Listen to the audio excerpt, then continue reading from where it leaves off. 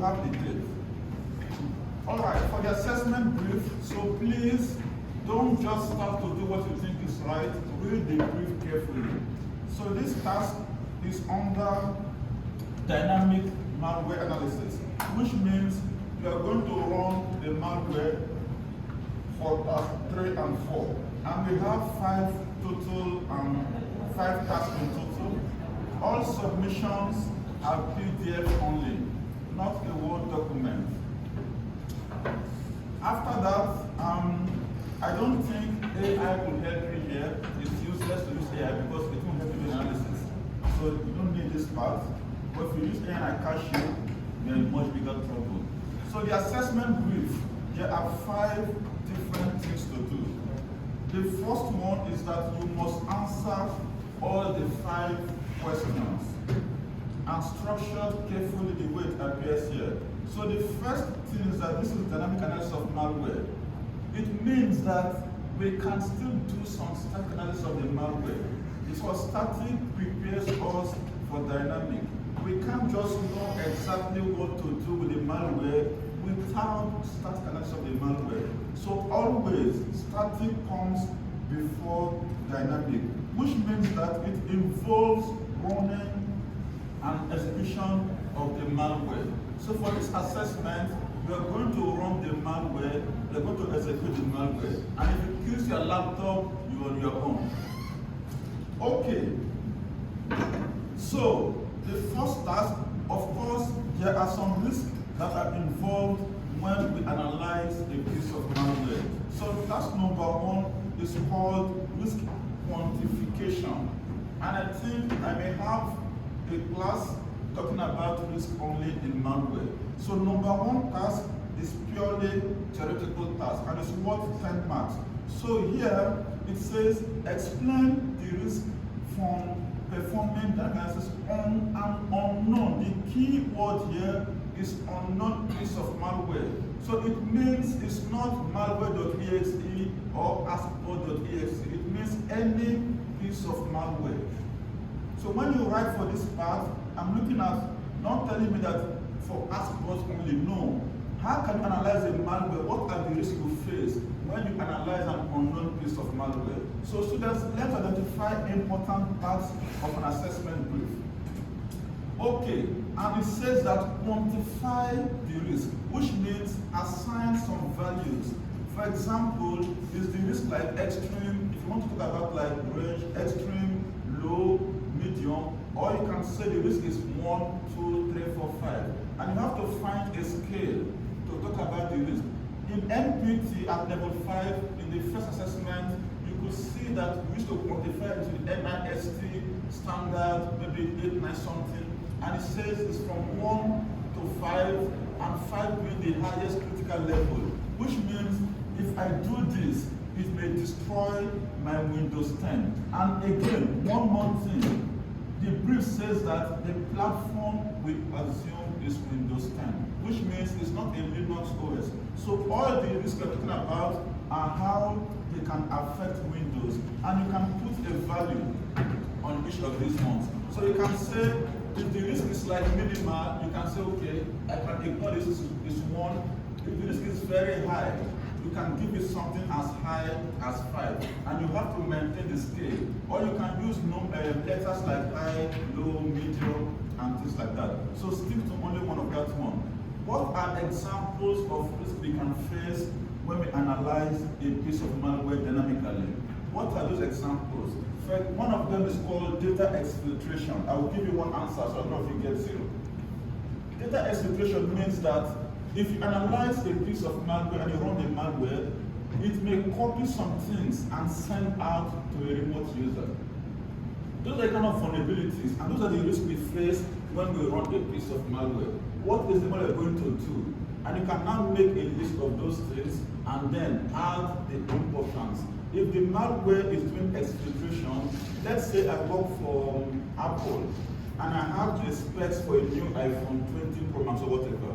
If they steal that data and send to people that work for, what's it called, Samsung, what is the damage done to the company's reputation? That's how you quantify the risk. So there are different things that you can put, and the way I want it, you can use a tabular form.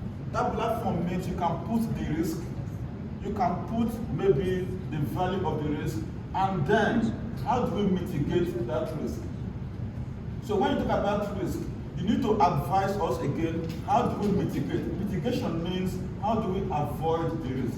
So maybe if you want to get a perfect 10 marks, you can do the name of the risk value, and then the mitigation, and then a new value after you apply the mitigation.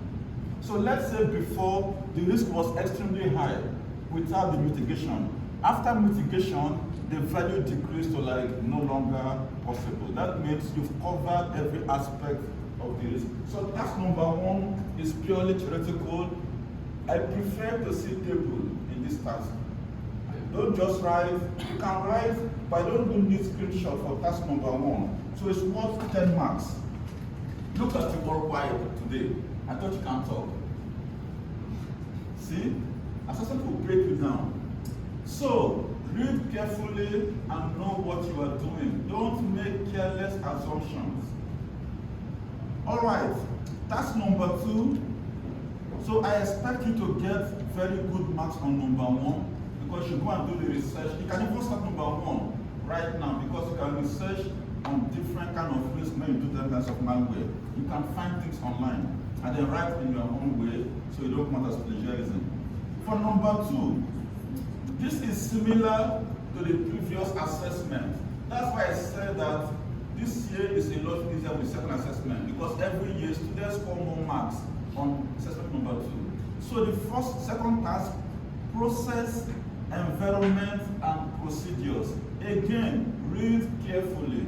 It says design an environment and a set of procedures. Three things here: the design, the environment, and set of procedures for dynamic analysis of malware. Again, unknown piece of malware. It's not saying ask bot or the ones we did. Unknown, which means this procedure should work for every piece of malware that is unknown. That's the key point. Then, other than you have the Windows, the malware runs on Windows 10, which means what we are doing is for Windows 10 operating system or machine. So please do this. Don't go and do it for Windows 7, Windows XP. It's very specific, which is what we have done last semester. When you used to do stop updating, stop doing this, all those are repeated in this task again. That's very simple. And not just that, now we need some extra things. It says that has likely spread across a network. So in this case, because it's dynamic, we run the malware. And when we run the malware, task number one is talking about a different risk. One of the risks is that if malware spread across, you already have some of the answers already. It spread across the network to other areas. What can happen there? So if the malware spread across the network, what do we do? What are the possible, and not just network, also spread in other ways? So how can we, if you can take this part, you can feed it back to task number one already. Some of the answers already here for you. These are the different risks that the malware spread to other ways, spread across the network. I've mentioned like 3 already. Okay, the next one, see, the environment must be secure and must be kept isolated. What does this mean? The same thing we did with using host-only adapter and again screenshots. Task number 2, we need some screenshots again. If you disable Windows Defender, screenshot. If you turn off what's it called, antivirus and data protection, screenshot. And you write those things the way Hadil wrote. The figure number, the title, and you mention to the text. Because this particular assessment, some of you have triggered me. I'm going to judge you at a higher level. Last assessment, I grade all of you very, very high, but you don't know that. Some of you tell me, doctor, can you look at my work? And I'm like, okay, I should have reduced your marks. Because your marks, all the marks all of you got, I grade you at a high scale. 100% to God. So when they come and tell me, can you look at my mark? There were only 3 students that I missed something on. Was Abdul Wahab, I missed one figure about the stack. There was Alalawi and one more student, not you, and one more student, maybe two of them. The rest of you, if I look at your work again, I need to reduce some things in marks you got. So when you tell me, Dr. Look at my work, if I look at your work again, I may be reducing, not increasing. Seriously. I look at somebody's work yesterday, I should be reduced. I don't know why you got 20 in that task. I don't know what it shamed me. It should not be 20, it should be less than that. So this semester, I'm going to mark you at a higher level the way you want to be graded. Okay, so back to the task. And see, it says use diagrams and figures because they are highly encouraged. So apart from task number 1, when I talked about using a table to describe every single one, for number 2, we need diagrams and figures. The next one again, the same task, we say consider that the procedures are for a rapid response. Who was in the workshop last week with what's it called? With Wireshark. Who was in the class last week? Wireshark was a rapid response. When we knew the name of the computers, right? We found Naomi and we found, there was that person. 2 people's names that are communicating and doing some things. So that's like a rapid response that we took the data and we were able to discover who was speaking to who, and if they download the file, if they exfiltrate the file, whatever they do, we can report that. This is why for this task we need to use Wireshark. There is Al-Wari. Yusuf, are you wearing headphones? Yes. Remove the headphones. Now we need to use Wireshark. Because how can we know the communications or what the network is doing? When we run the malware, we also run our dynamic tools like Wireshark, like Procmon, like Autorun, like all those different tools. And we can see if the network or the malware opens a different file, go to the part of the network, and we can now take those screenshots from Wireshark and explain what's happening to the network. That's what is meant by rapid response analysis. So it is done that it concerns the study, and like I've said, it's always done in parallel with static analysis. And also, you can assume that you don't know anything about this particular file, which means you're doing the same things you've done last semester again. So you may have similar screenshots, but you're repeating the same steps, but now you combine both static and then that's what they said in parallel, both at the same time. Again, provide technical details. So you might like to consider, for example, networking registry. Who remember the tool I used for registry? Anybody remember Redshift? Yes. So for this assessment, you will use Redshift for registry. It's so easy. Persistence. How do we know persistence? We can use Autorun and different ways. And also, when we go in a debugger, we can know exactly where the file is saved in the registry, because Autorun is mostly under the run environment. And we can prove all those things. The next one, if a file is hiding something, network, processes, launching, loading, privilege escalation, and the list is not, so there are too many things you can find. This way, you cover almost every aspect of how to analyze a piece of malware without harming your computer. Okay, let's move on. The bottom part, it says that express what tools you could be used, and if we use bespoke tools. In science, when we say bespoke, it means you make a new tool today. So things like Ghidra, they're from the NSA, all the tools we have like Ghidra, IDA, Redshift, but if one of you make a special tool just to do one thing, it's also allowed. In case Michelle wants to get 100, he can maybe wants to analyze one thing, and all the tools we have to don't give us the answer. You can make your own tool. It's also allowed in the assessment. That's when we say bespoke solutions. Okay. Task number 2. Any questions? Should we move on?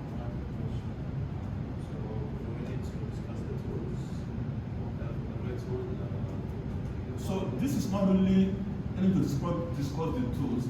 So here it says express what tools will be used and what.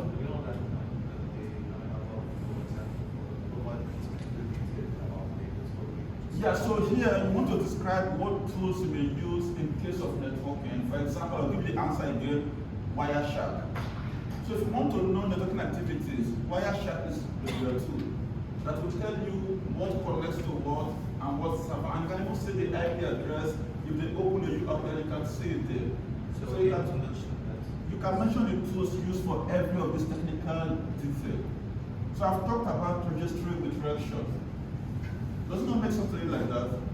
Every single thing, there's a tool that can help you, except for autorums. If you want to find persistence, things like autorum and the rest of them can be used.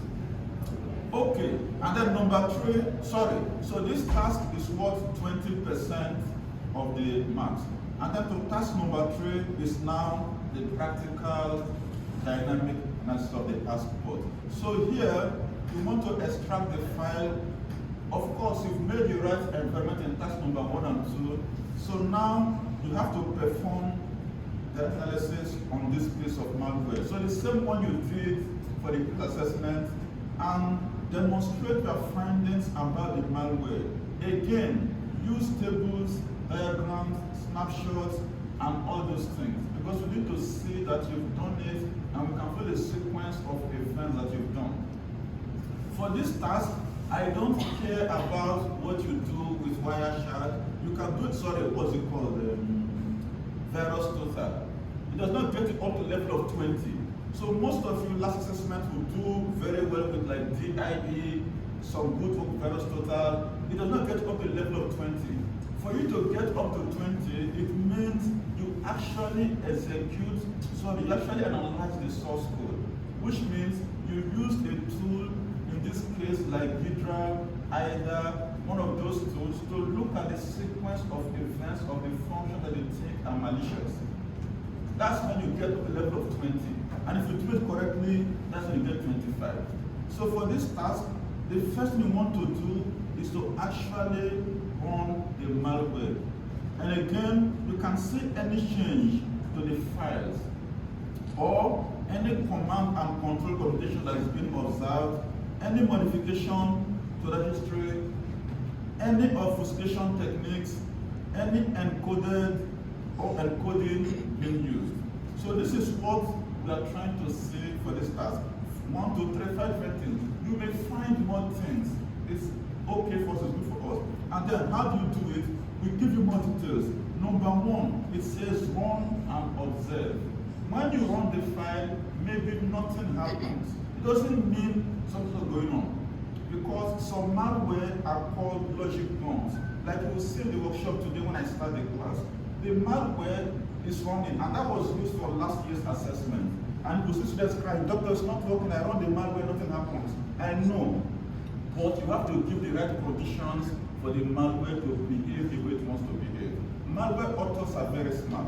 They won't make the malware run everywhere. They know that we use debuggers to check them, we use virtual machines, we do all sorts of things to stop them. So the malware author may put those conditions, and if they are not there, the malware runs. So how do you treat the malware to behave in the correct way? Because without manipulating the malware, it may remain dormant and you see a black screen only. And you will think it's not working. Doctor, it's not working. It's working. So those are kind of things we consider as logic bomb kind of malware. So today I will run the malware from last year, and you can see the example how it behaves when I've not done the right things. Which means I'm going to make mistakes deliberately, and then I'm doing the correct thing, and you see the two different results when you do it right and when you assume you're doing it right. Yes, so in this case, you may need to connect to the internet. Because if you want to see the full day of the malware, you may need to see if it's going to load the URL or exfiltrate a file to the website. And you can see where it sent the file to. Let's say it sent the file from my computer to 123.103. You can check the IP address. Maybe it's in China. And you may check who owns the IP address also. So that's a rapid response that you're able to track and say this file is exfiltrated to China or to Nigeria, or to Manama Market in Bahrain here. And you can now have a proper overview. Okay, so we have to run the askbot.exe and then be able to run fully. So again, see, outside of any debugger, such that it can install additional files. Because like I've said, if you run this file in a debugger, it may not do the correct way. So how do you do this task? You run it without a debugger, which means you set up a different user maybe, and you run it in a different environment and see how it behaves. Because they may detect debugger presence. Remember, it's debugger present, right? So if it's present, it does not exhibit the true colors. The next one, take your screenshots and then, in accordance with the process, develop as part of task number 2 and then do what we did in task number 1, which means use like either Hydra, the one I do today, x64, and analyze the flow of the execution. Not DIE tell you there's a screenshot. No, that's my analysis. DIE, versatile, that's analysis. Analysis is done when you run it on the debugger and you can see the controls, what calls what jumps to where, and those details. Again, in addition to all the observation, identify the network activities and connect the malware to see where or what it can, like we are asking the tweet. So you need to connect the malware to see what the malware can do on the internet. Maybe it jumps to somewhere and download something or steals your data. We don't know what malware can do. It's your job to discover how this malware is going to behave, and you can take records of those things. And then, when you are done, you can then run the malware in the debugger. So 3.2, you run the malware in the debugger. For example, either Hydra, this is the one I'm doing today, the x64, and then next week I'll do the WinDBG, but you won't use this one for the assessment because it's mostly for kernel level. And again, it's not just these ones, you can still use things like Portal and other tools to do it. Again, you may have to practice with more than one of these to find which is the most useful in your own case. So once loaded, demonstrate your analysis skills by exploring the import and export functions in the malware. What are useful knowledge that can be extracted from analysis of the malware, and also the judgment as to what information should be useful for understanding the malware, and then present their understanding in a clear and detailed way. Today in the workshop, I will show you clearly. Excuse me, they are not in this group. Are you just coming down, right?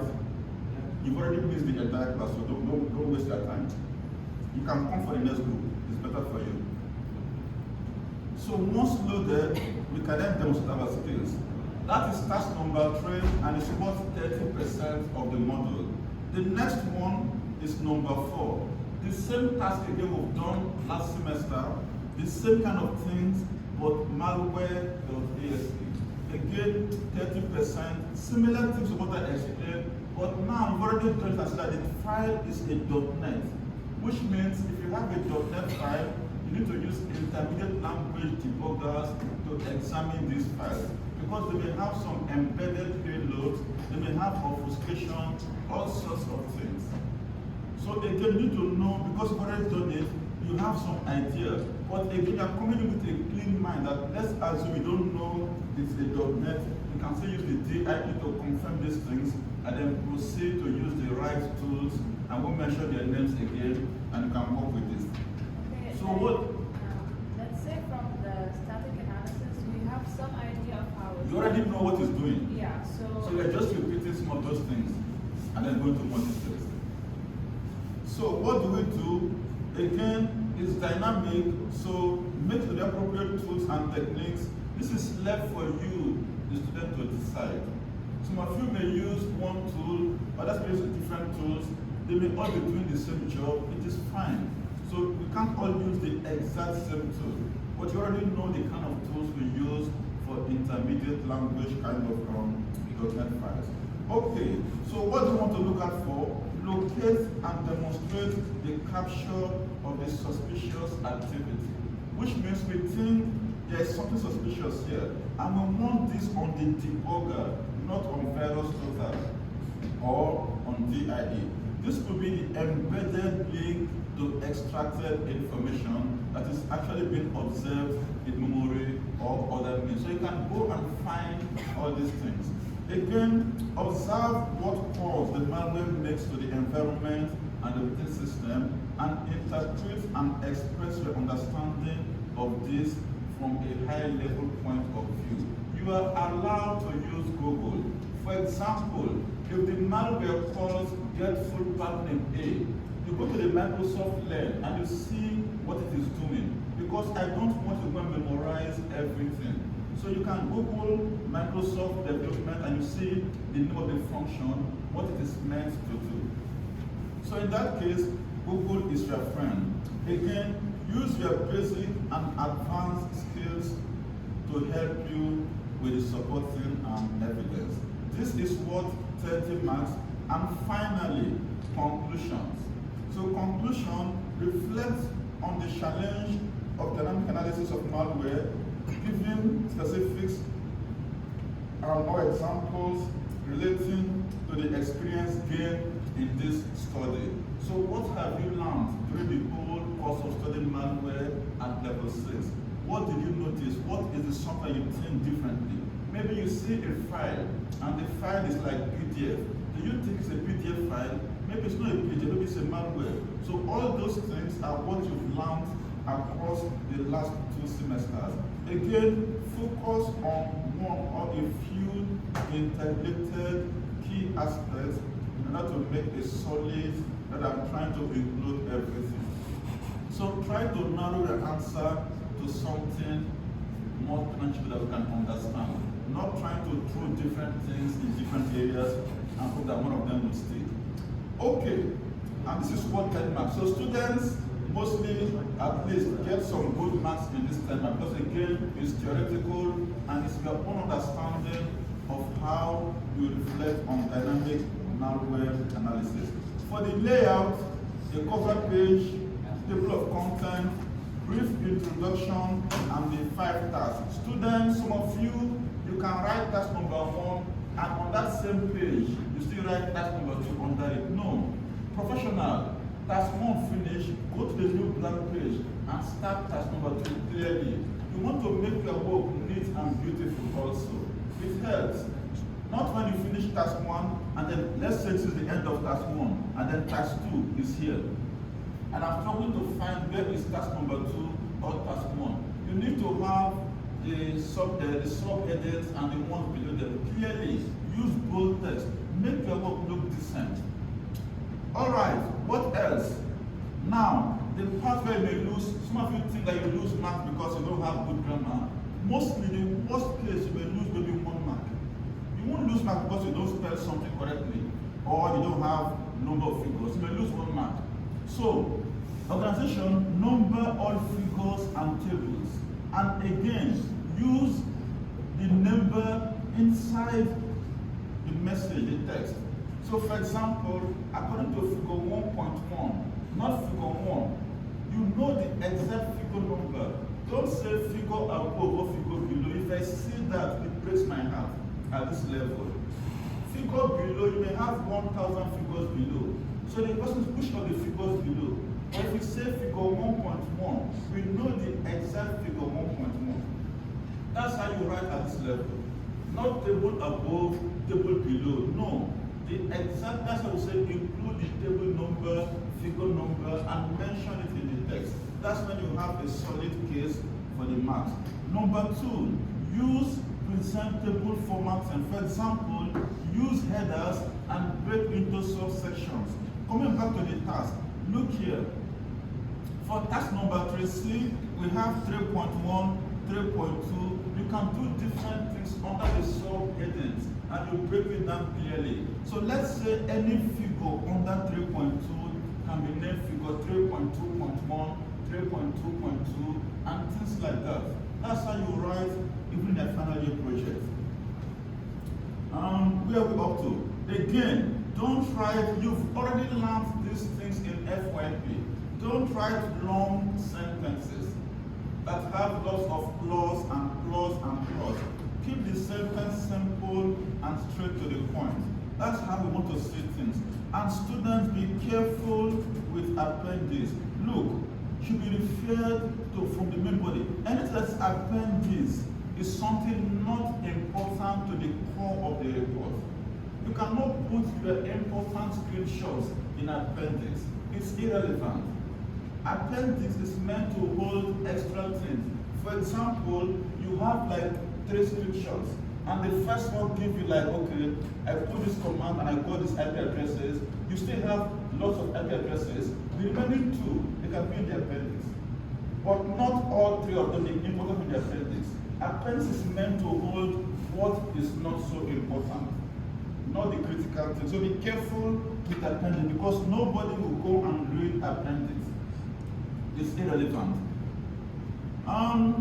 For the format, again, make the work beautiful. You know the way you adjust, like, there's my Word document. So if you open a Word document, the alignment is very important. So look, students, I use this one here. Can you see the one I'm clicking? I use this one to justify end to end. You need your work to be beautiful. So you justify end to end, and then this one again, you can use the spacing of 1.5, and again, look at the ones for the headers. It helps you automatically to know, so that when you make your table of content, if you use this one correctly, it helps you automate your table of content, and your work becomes more beautiful and decent. This is science. You have to communicate something beautiful. Apart from that, I prefer Times New Roman as with value number 12. And then you make your work look so. Not when some of you use this one and the work is like zigzag all over the place. Or worst case, this one. Alright, so that's the one about format. Referencing is not really a big deal in this kind of assessment because it's more practical based. But if you have to reference something, use the Harvard APASEX method. When you can put the author and the year of the citation. Originality, you already know what to expect at this level, which means you've done the task yourself. You've not paid somebody in Pakistan, Bangladesh, Nigeria, India to do it for you, which I'm going to figure out in less than 10 seconds.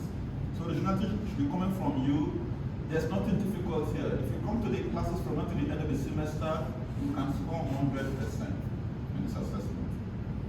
The other extra things, here is the marking criteria, outstanding, and last semester, students scored 95, 93, 100, excellent. Because they put in they don't have to come and tell me. And I guarantee you, in my career, I've never helped a student do one thing. Whatever you get is your own sweat and blood, not from me. My job is to teach you, and it's for you to go and try to get if you want to score 100. So I have no impact on how you get the marks. And I don't help any student. I can't do that. I'm not allowed to like or dislike any of you. It's impossible for me. If not, I would have liked Khalifa only. If I had to like somebody, I would have liked Khalifa. Look at Annie looking at me. Annie jealous. It's not like us at Khalifa. It's not like one of us. Okay. For what counts, we don't want to punish me. You think you are suffering, right? We suffer more this semester. Because from the end of April, in fact, I've put your FYP submission deadlines yesterday. Towards the end of April, we have no peace of mind. We have to grade all level 6 work. We don't have a level 5, level 4, they are not part of the university. We have to grade all your work in less than a few days, do your presentation, everything about you, and so should be ready before the first week or second week of May. Because your body is different. You have different exam board, everything is different level 6. So we are going to work extra hours at night, book and finish your results so you can graduate and go and get all those good jobs. So the word count, don't punish me and send me more than 3,000 plus minus 10%. So, but if you do a good job, you can send more things. As long as it's good, not when you send me crowd. So the word count, it says that they're going to punish you, but personally, I don't think I reduce marks if you do a good job and you have more than a 3,000 word count. But the brief says there's a penalty which I may not apply. We don't include the title, the content, and all of those different things. And if you scroll down, like I've said, we don't need AI, so we are fine. There's something I'm missing. Okay. I'm not hoping for this, but the assessment will take place in the summer, so somewhere around June, July, August, that's when they do the assessment. Okay, so this is what you have to do to pass the model, and hopefully we don't have any failures and you all graduate and get good jobs and good careers. Any questions?